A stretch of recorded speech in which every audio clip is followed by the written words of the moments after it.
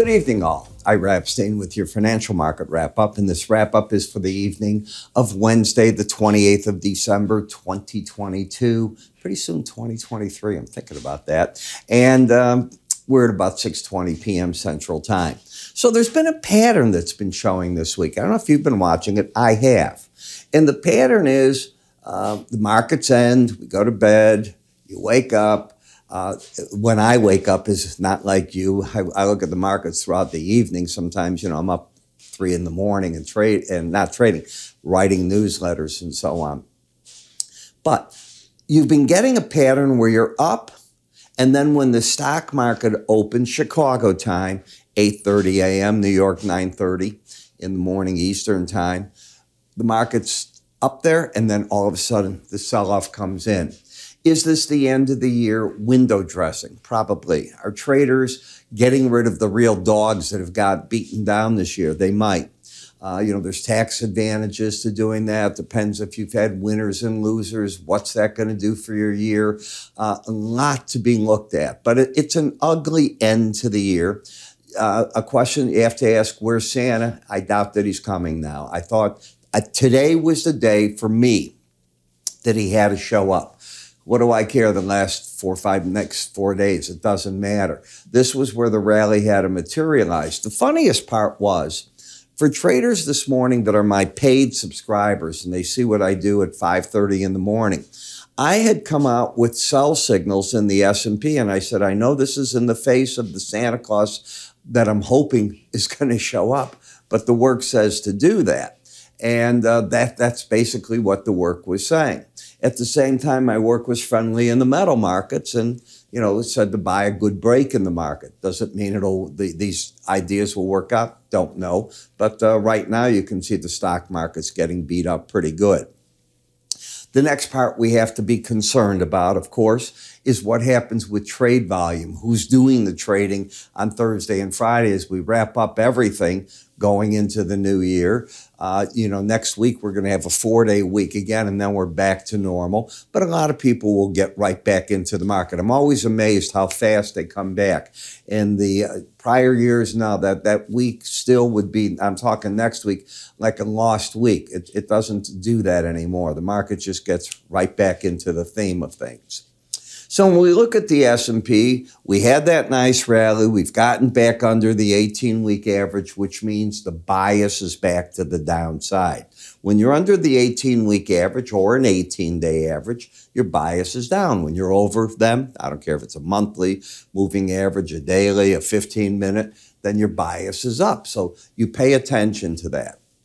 When we look at this chart, you can see how fast it failed from getting near that 4,200 level. I guess that was the Santa rally. And since then, Scrooge has taken over the markets. And you can see how the markets are starting to plunge down here. You have the pattern of lower highs, lower lows. By the way, let me come back to this chart. You also had a bearish crossover. This is another thing that got me excited on the bear side today. Do you see that the 18-day average is under the green, the 100? So now you've got the classic bearish setup. The shortest term average is underneath the medium, which is the 100. The 100 is under the 200. They're all lined up into the bear phase. The market's working its way down. Let me get back up where I wanted to be right through here. You can see it there, and now we are. Head finger on the wrong one. Could we be going for the lower Bollinger Band at 37.63.5 or so? Yeah, you could be. Even if you took out now the highs of the week so far, you're going to run into a stiff buzzsaw between 39.25 and 39.50. I can't imagine what it would take to get the market to stay over it other than year-end short covering. And then you've got the other moving average. And coming to the rescue for the bears will be this Bollinger Band's going to start plunging down on this type of action that we're getting. Last but not over, if we take a look, you can't count Thursday, which is tonight's slow stochastic number, but we can come back here. And here's Wednesday. Both numbers are under 20. Both are under 20 on Tuesday. and both are under 20 on Friday. You have a bearish embedded reading, which now tells me the bears have fuel to be selling the rallies, and they will, and they'll bail if the red line closes over 21. I don't see what's going to do that right away. In the NASDAQ, you've had the bearish embedded reading, and you just keep coming down. So this is a market that gets to the Bollinger Band, bounces away, and comes back and challenges it again. These are bear market situations. The strongest market had, past tense, had been the Dow. Now the market's starting to join the others, and now it's getting itself oversold. But to get to an embedded reading, which would be very bearish, you have to first get oversold. That's what it's trying to do. And in the Russell, you're making a run to embed. You can't count tonight's reading, as I said, but you can go back, and we had Wednesday, both numbers under 20, the day before, not the day after that one. So we didn't do that on Monday, but tomorrow, if you're down like that, you embed there too. In plain English, when you develop the enhanced Bollinger Band course, and you've taken that and you see what happens with these embedded readings, you want to get into the bear camp in the market until they're lost. In the VIX, we're just stuck at the 18-day average in sideways action, not doing a darn thing. In the T-bond market, we're just riding the lower Bollinger Band down. You can get that gorilla glue trade here, so be very careful. All it will take is another day or so of staying on that Bollinger Band, and you'll probably force the embedded reading here, which means higher rates coming again. So the market's doing a big shift on you very subtly, but doing it, and you could get the embedded reading in the 10-year. And notice how it, too, is starting to flirt with the idea of developing what I call that gorilla glue trade, where it locks on, and traders will go, oh, it's oversold. It can't keep going down. Oh, yeah? That's where it picks up momentum. You got to do just the opposite. While that's going on, is it going to give a bid to the dollar? That becomes the biggest question. The dollar is now going to get tossed between high interest rates supporting the dollar, but high interest rates hurting the economy by a lot. Did anybody look at the housing sales today? They were terrible. Second worst in history.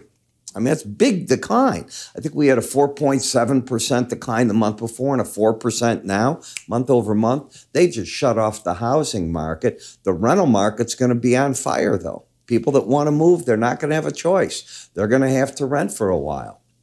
In the eurocurrency market, if the dollar's going up, this is going to slip a little bit because 40% of the index of the dollar is made up of this. But it hasn't turned itself down. Just sort of meandering back and forth here. The British pound is in the bear camp. And as you can see here, interesting day. Now, I'm going to come back to this one right here. So if we take a look at the pound, we had an outside day down, and this was on Tuesday. Today, the market steps through that high. Normally when that happens, unless you go back through the lows, you're going to make a run to the closest moving average. Unfortunately, it's not the 18. It's the 200. It went right to it, and that's what stopped it up there. So if you've taken the in what I called the outside day course, this was one of those cases where that's what it did. It broke that. Now, in order to get anything going, it's got to go back through now the lows of today, and you can see what the market's trying to do. And if that occurs, then you're probably to the Bollinger Band and you might embed. But that was one of those cases right in front of you. And if you took in the course, study that. You get an idea. Bitcoin, still coming down. No good sign. I just read where SBF, the head of FTX, is preparing his plea to the judge for January 3rd. I don't know what it's going to be. Everybody's going against the guy. Brent versus WTI, the differential sort of stalled. It doesn't seem to want to go up to the 106 difference right now.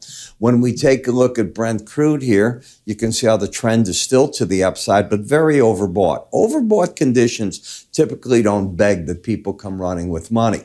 Now, if the world's going into a recession, one of the questions you got to ask yourself, what's the oil appetite going to be like from people?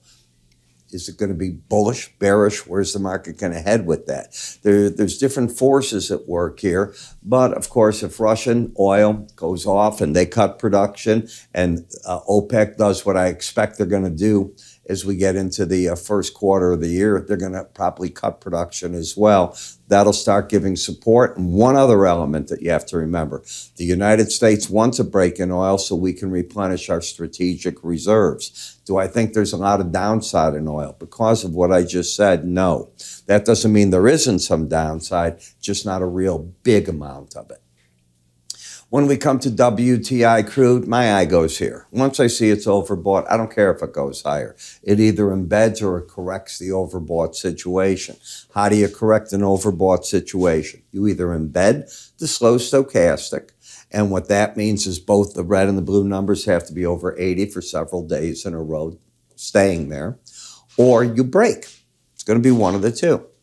In the heating oil, you're up to the 200-day, the 100-day. You're in a lot of resistance in the Bollinger Band. I say the pros are taking money off the table. Natural gas. I know a lot of people are surprised. It fell apart again today. If we take a look at this, you can see the market was down 43 cents today. These are new break lows. What have I been telling you each day here?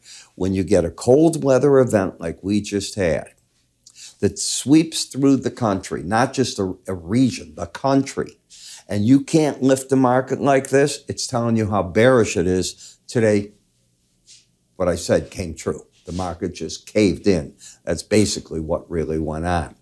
Now, I'm watching right now how these markets are reacting to key points during the day. When I see a holiday come, I turn to pivot points, and they'll help me for entry, exit. What do I want to do? I was looking this morning. I had a gold recommendation, and I was questioning, should I move it up? Should I hold it? Where is it? And the pivot points were giving me an idea, just leave it where it was. And as it turned out, it helped me because the market fell to where I wanted it to. That's how you use these events. Some people use it to day trade. It's very simple to use. You have it on your charting service. You may not know how to work with it. It is your problem. Well, I created a 3-part series. I teach you how to work with it, what to expect, how to work with the center line, the sell lines, which are the red ones above, the blue ones below, and to tie in momentum with it. So how do you go about getting it? It's free. That's the first thing. All you need to do is go to our website under free offers on the top left, or just move your cursor up here, give a click on the icon when you see it, and take it from there. I'm Ira Epstein. 2 more days to go before we're off for the new year, and then away we go with that. Phew, what a year it's been. You have a great one. I will catch up with you all first thing in the morning. Take care.